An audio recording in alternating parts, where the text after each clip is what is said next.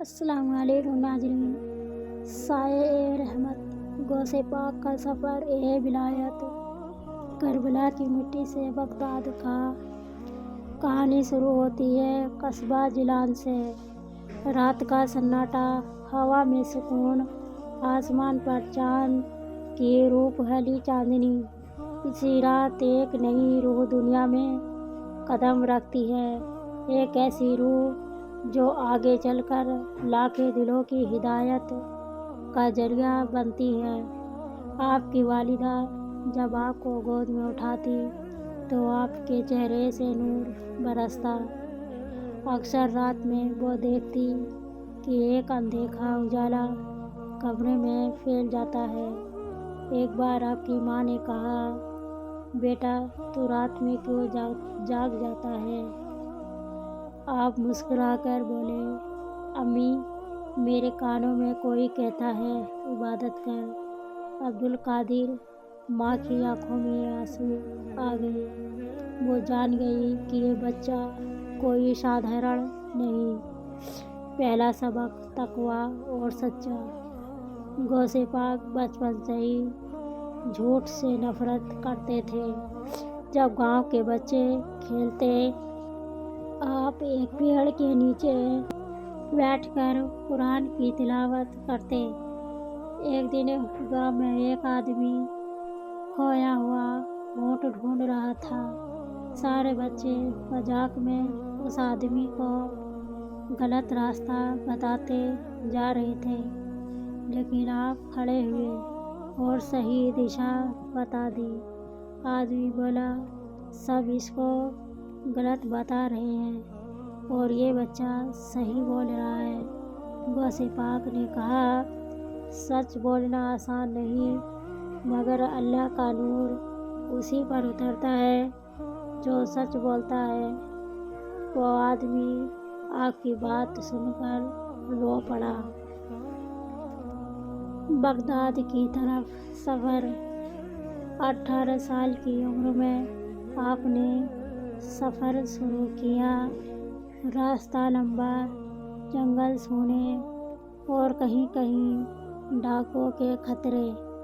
قافلہ چھوٹا تھا اور راستے میں بارش تھمنے کا نام نہیں لے رہی تھی۔ کچھ لوگ گھبرا گئے۔ تبھی اچانک جنگل میں ایک شیر گرجا۔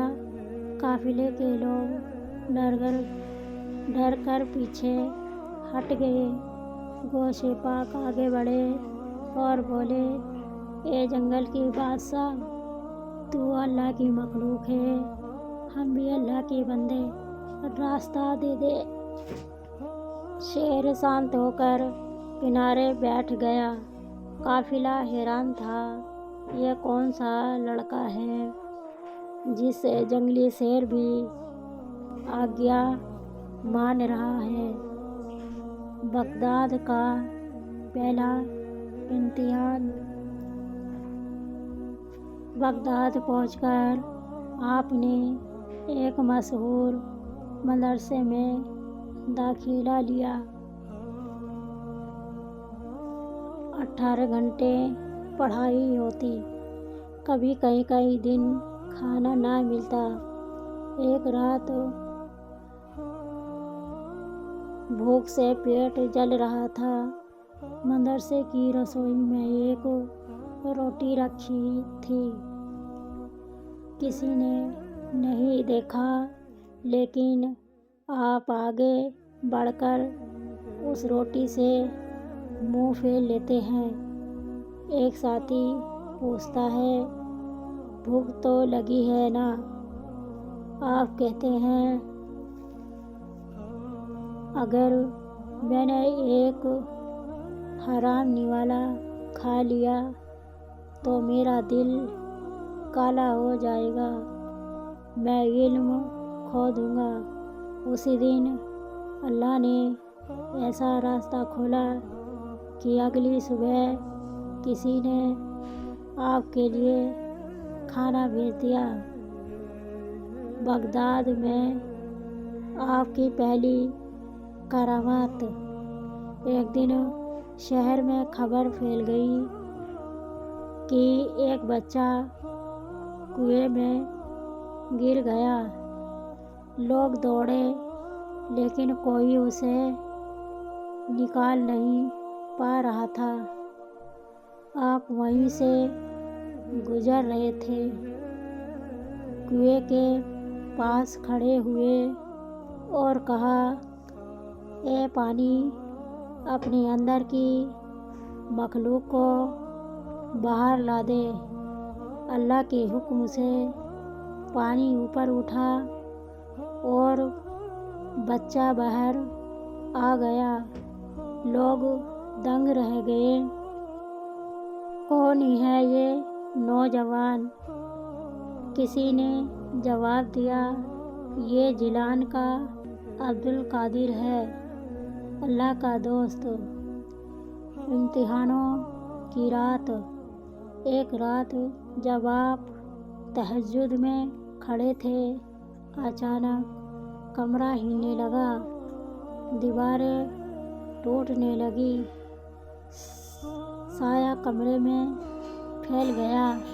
ایک آواز آئی، تمہیں اتنا مقام مل گیا ہے کہ اب عبادت کی ضرورت نہیں۔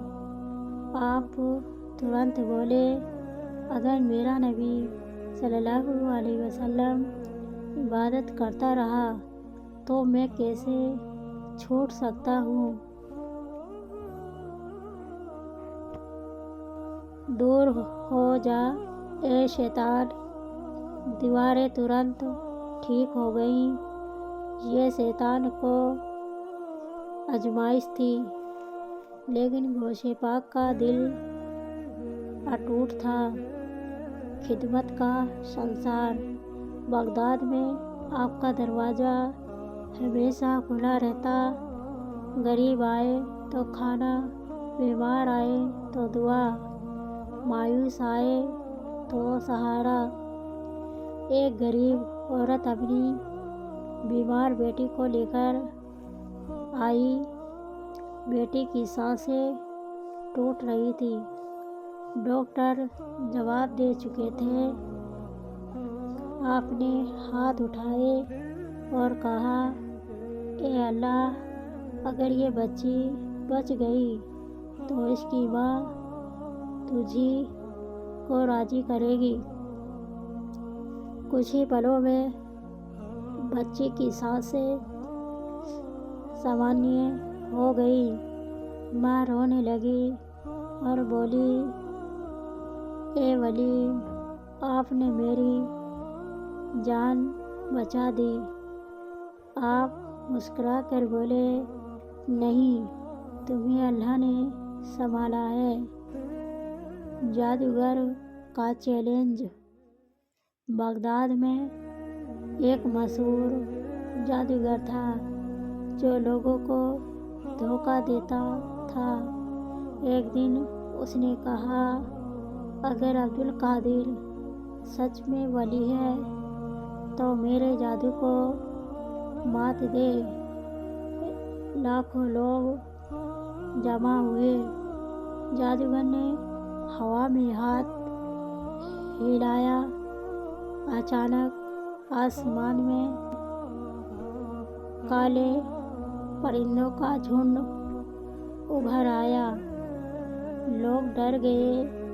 غوث پاک نے کہا، اے اللہ، اگر یہ تیری مخلوق ہے تو اسے میرے آگے بے بس کر دے۔ پرندے زمین پر آ کر گر پڑے اور غائب ہو گئے۔ جادوگر گھٹنوں پر گر پڑا اور بولا، آپ کا مقام اصل ہے، میری ساری چالیں جھوٹ۔ اس نے اسی وقت توبہ کر لی۔ بغداد کا نور۔